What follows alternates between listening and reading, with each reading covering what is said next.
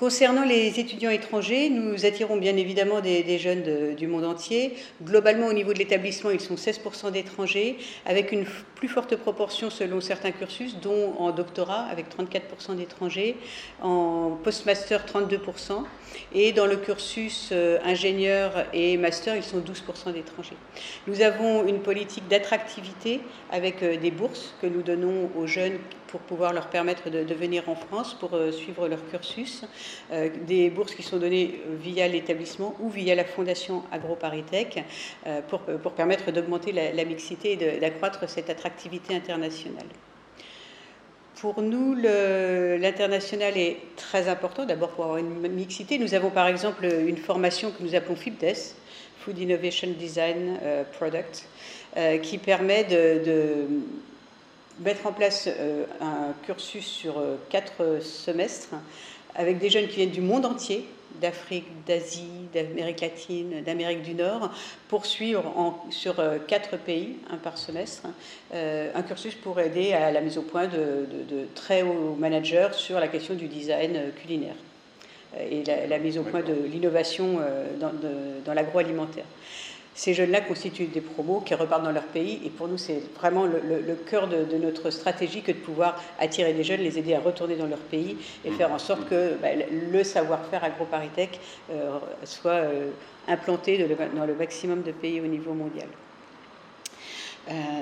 Ça, c'est pour parler d'excellence. Nous avons aussi le souci de faire en sorte que notre expertise produite à AgroParisTech dans tous nos centres et dans tous nos partenariats puisse être au mieux apportée aux populations en difficulté, ou les populations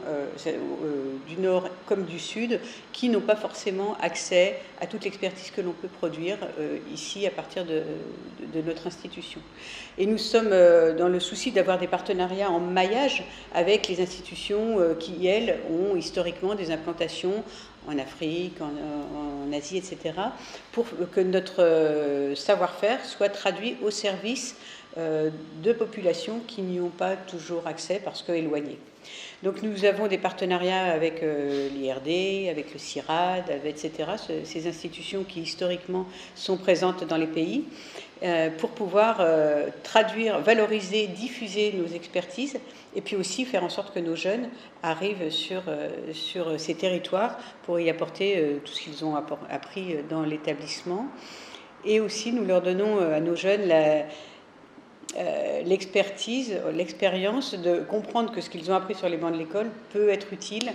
à des PME africaines ou autres. À titre d'exemple, je développe un partenariat avec Compétences Solidaires qui aide nos jeunes à apporter sous forme d'études de cas